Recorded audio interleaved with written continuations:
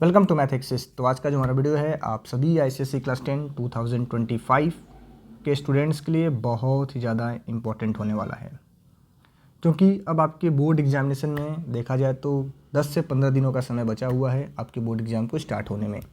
और आप बच्चों का यह क्या लो एकदम पीक टाइम चल रहा है। अगर आप इसको सही से यूटिलाइज़ करोगे तो आप इजीली मैथमेटिक्स में 80 में 70+ मार्क्स आप स्कोर कर पाएंगे।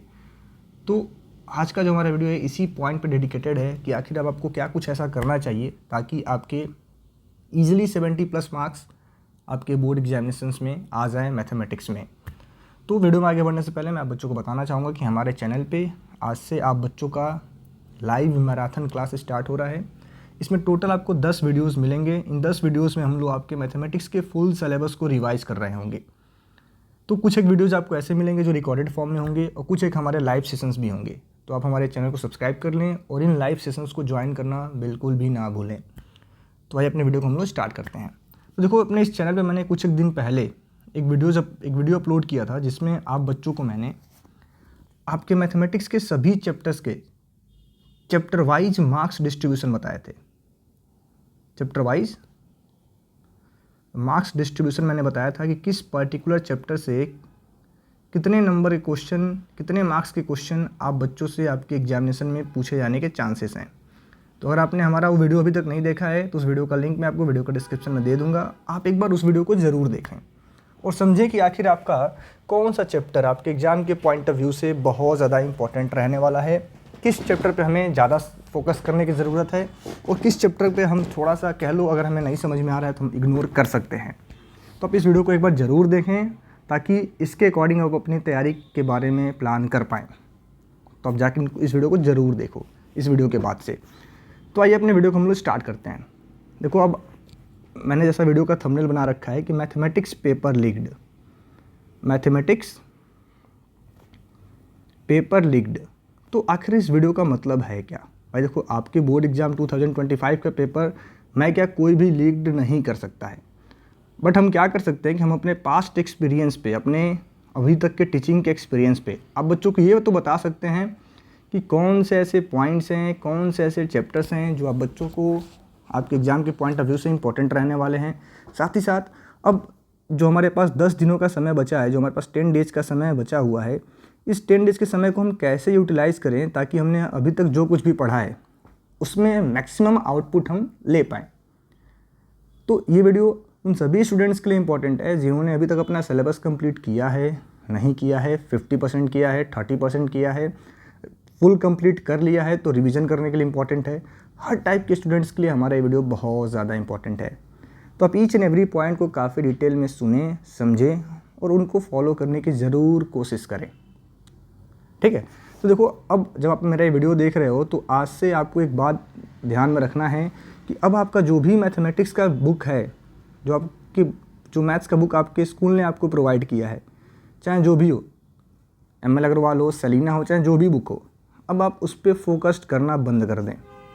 हाँ, आप थोड़े बहुत उसके कुछ इंपॉर्टेंट क्वेश्चंस जो आपने मार्क किया होगा, कुछ एक ऐसे क्वेश्चंस होते हैं जो डायरेक्ट फार्मूला बेस्ड होते हैं, आप उनको रिवाइज कर सकते हो। बट अब आप अगर ये सोचोगे कि मैं ईच एंड एवरी पेज को, ईच एंड एवरी सब चैप्टर्स के ईच एंड एवरी क्वेश्चन को काफ़ी डिटेल में कर लूँ, तो ऐसा पॉसिबल नहीं है और ऐसा आप कर भी नहीं पाओगे, क्योंकि आपको अदर सब्जेक्ट्स पे भी फोकस करना है।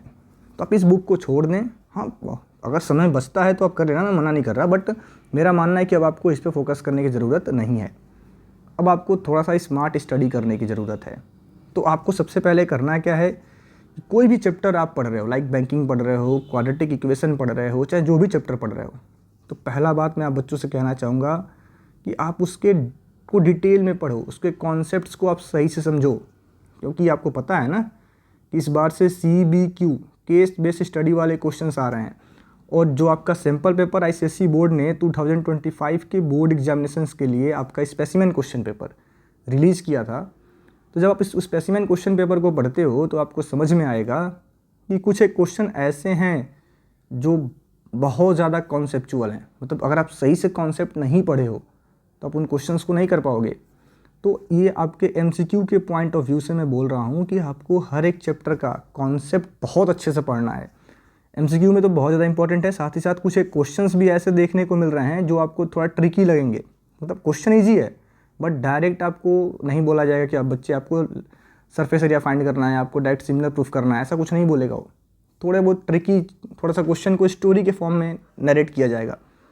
तो अगर आपने कॉन्सेप्ट सही से पढ़ा है तो ही आप समझ पाओगे कि पर्टिकुलर क्वेश्चन में हमें क्या करना है। तो मेरा आप बच्चों से यही कहना है कि अभी जो आपके पास 10 दिन का समय बचा है, आप सभी चैप्टर्स के कॉन्सेप्ट को काफ़ी अच्छे से प्रिपेयर करो। अब इसके लिए आप क्या कर सकते हो कि किसी भी एक यूट्यूब चैनल का डिटेल लेक्चर आप देख सकते हो, या अगर आप कहीं ट्यूशन पढ़ रहे हो, कोचिंग पढ़ रहे हो, तो अपने सर से बात कर लो, पढ़ाई कर लो, या फिर अपने फ्रेंड्स के साथ आप थोड़ा सा उसको डिस्कस कर लो कि भैया भाई इसमें क्या है, क्या चीज़ें हैं इसमें इंपॉर्टेंट पॉइंट्स को आप हाईलाइट करो, पढ़ो और समझो हर एक चैप्टर का। यानी थियरी पार्ट आप मैथमेटिक्स में खास करके पढ़ लो। पहले होता क्या था कि जो भी टीचर पढ़ाते हैं, जो भी स्टूडेंट पढ़ता है, डायरेक्ट आप चैप्टर के थोड़ा बहुत कॉन्सेप्ट को समझे, फार्मूला पढ़े, फार्मूला अप्लाई करना सीखे, आपका काम हो गया। लेकिन इस बार ऐसा नहीं है, थोड़ा सा आप टाइम दे करके एक बार की पॉइंट्स अच्छे से पढ़ लेना, समझ लेना। तो कहने का मतलब यह है कि अब आपको करना क्या है कि कहीं से भी अपने चैप्टर का डिटेल लेक्चर एक देख लेना है, उसको समझ लेना है। देन अब आपके पास जो समय बचा है, ये समय आपका काम है, इस समय आपका है कि आप इसको कहाँ यूटिलाइज़ करो। तो इसको आप यूटिलाइज़ करो PYQs पे।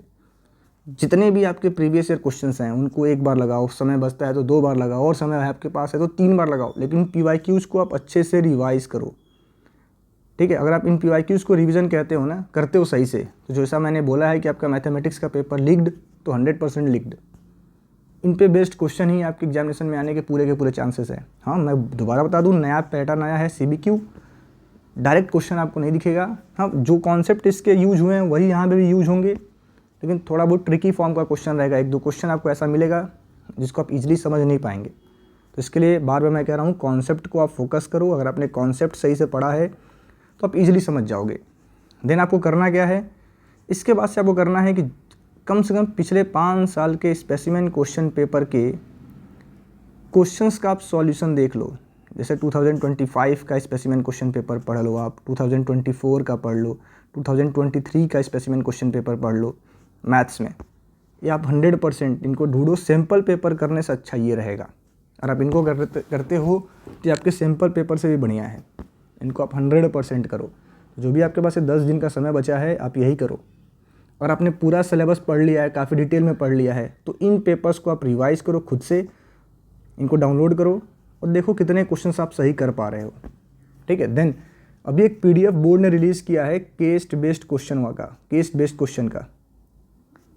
इन PDF को अपने वेबसाइट से, ICSE के ऑफिशियल वेबसाइट से डाउनलोड करो मैथ्स के, और ईच एंड एवरी चैप्टर्स के केस बेस्ड वाले क्वेश्चंस जो दिए गए हैं उनका एक बार आप अच्छे से प्रैक्टिस कर लो। क्योंकि पहली बार केस बेस्ड इंट्रोड्यूस हुआ है, तो जो ये PDF आपका है ना, ये आपके एग्जाम के पॉइंट ऑफ व्यू से बहुत ज़्यादा आपका हेल्प करने वाला है। यहाँ से एक आपको रफ आइडिया मिल जाएगा कि कैसे क्वेश्चंस आपके एग्जामिनेशन में केस बेस्ड फॉर्म में आप बच्चों से पूछे आ सकते हैं। तो इसको आप डाउनलोड करो और इसको सही से पढ़ो। ठीक है, इतना ही आपको करना है। इससे ज़्यादा बहुत ज़्यादा परेशान होने की आपको ज़रूरत नहीं है। अब ऐसा नहीं है कि आप हर एक चैप्टर के अपने बुक के क्वेश्चन लगाने बैठ गए, इतना समय आपके पास नहीं है। आप PYQs लगाओ, इनको सही से लगाओ, लेकिन कॉन्सेप्ट करने के बाद, फार्मूला पढ़ने के बाद। ठीक है। बहुत बच्चे करते क्या है मैथमेटिक्स में, मैंने देखा है कि वो लोग कैसे पढ़ाई कर रहे होते हैं कि अपना previous year question paper open कर लेंगे, क्वेश्चन को देखेंगे, उसका सॉल्यूशन पढ़ेंगे। जैसे लग रहा है कि वो स्टोरी पढ़ रहे हैं, इंग्लिश पढ़ रहे हैं। ऐसा नहीं पढ़ना है। आप क्वेश्चन को नोट करो और क्वेश्चन को खुद से सॉल्व करो। सॉल्व करने के बाद नहीं हो पा रहा है तो सॉल्यूशन देखो, तो ही आप मैथ्स में अच्छा कर पाओगे, वरना मैथ्स में बहुत अच्छा आप नहीं कर पाओगे। तो आज से आप ये रूल फॉलो करना शुरू कर दें। 3 काम अगर आपने सही से कर लिया, कॉन्सेप्ट पढ़ लिया, PYQs पढ़ लिया, स्पेसिमेन क्वेश्चन पेपर लगा लिया, और ये जो नया PDF मिला है केस बेस्ड स्टडी क्वेश्चंस आपने लगा लिया, और सारे के सारे मैथमेटिक्स के फार्मूलोज को आपने रिवाइज कर लिया, तो इससे ज़्यादा एक्स्ट्रा आपको बहुत ज़्यादा कुछ मैथ्स में करने की ज़रूरत नहीं है। आप इजीली बहुत ही अच्छा मार्क्स स्कोर कर पाएंगे। ठीक है। तो आप हमारे इस वीडियो को ज़रूर देखें, जिसमें आपको चैप्टर वाइज मार्क्स डिस्ट्रीब्यूशन बताया गया है, और इसके अकॉर्डिंग आप अपने इंपॉर्टेंट चैप्टर्स को पहले प्रिपेयर करें। जो हाईएस्ट मार्क्स स्कोरिंग है, हाईएस्ट स्कोरिंग है। ठीक है। तो इस वीडियो को आप ज़रूर देखो और इसके अकॉर्डिंग अपनी प्रिपरेशन आप स्टार्ट कर दें। Thank you.